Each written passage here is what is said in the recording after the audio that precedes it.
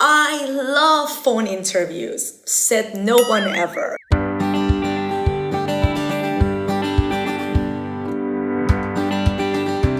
Hi everybody, Nikki Khoisami from PracticePro here. Today I was hoping to chat a little bit about phone interviews, the screeners that many of law students are doing these days, and a few tips on how to make them more palatable.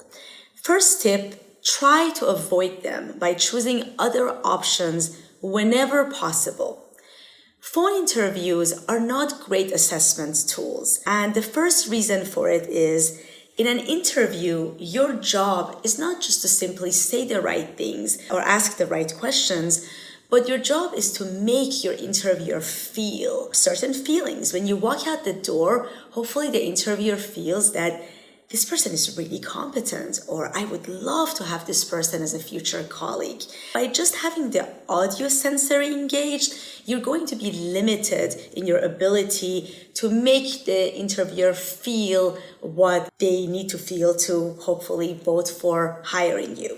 The second reason where I suggest that you opt for other options whenever possible is that hopefully based on your weaknesses and strengths and whoever you're interviewing with, if you get their names, you can look them up beforehand, you have a pre-interview strategy when you walk through the door. If you can't see someone, if your only ability to read them is through the phone and you're also focused on the answers you're giving, you won't be able to pivot whenever necessary from your pre-interview strategy. And last but not least, we all have biases, and we might form a bias based on somebody's voice that could be completely inaccurate, that maybe this person is too timid because the volume of the audio is too low, or on your end, you might read certain things into the interview, like this person didn't seem that interested. That could be quite inaccurate because you're only getting the audio from the other end. So whenever possible, when you're given a choice, opt for at least a Skype or video interview so you can read the interviewer a little bit better, and more importantly, you can use all your skills to persuade the interviewer why you're the right person for the job. Second tip, give shorter, more concise answer. So you should always watch the monologue when you are interviewing, but it's even more important in a phone setting because you can't read your interviewer. You can't tell their mood if they are really engaged or if they're getting super bored. So after a few sentences into delivering your answer, take a breath, pause, and give the interviewer an opportunity to either ask a follow-up question or change direction and maybe ask you a different question. Third tip, it is a dialogue, not a phone deposition.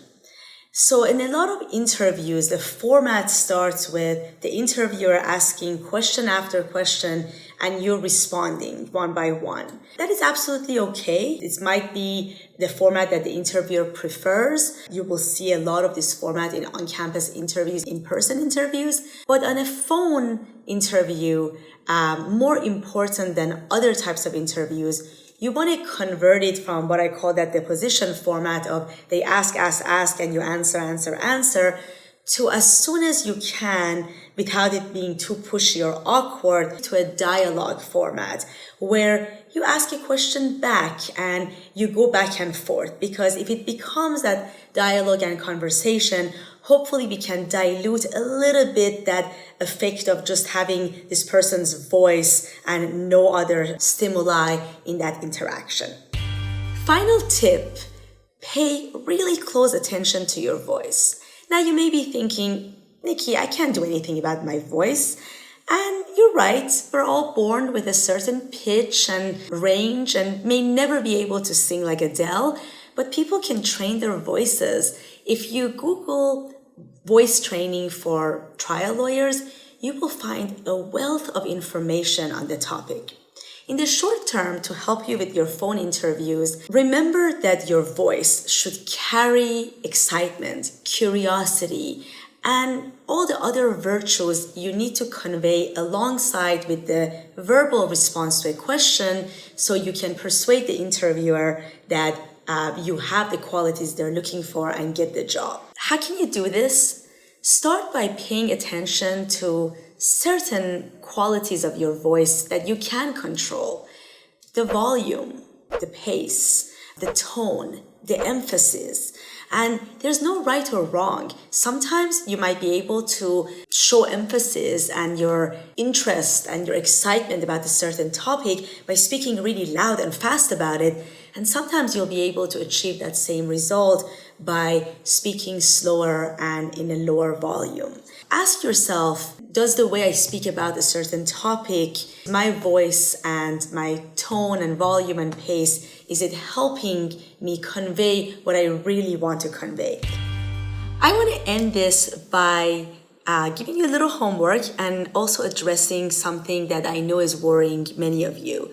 Look up Calm Meditation app and listen to Tamara Levitt's voice. Of course, she has a lovely voice, but something that is very unique about how the voice is coming across is you can almost see her smiling.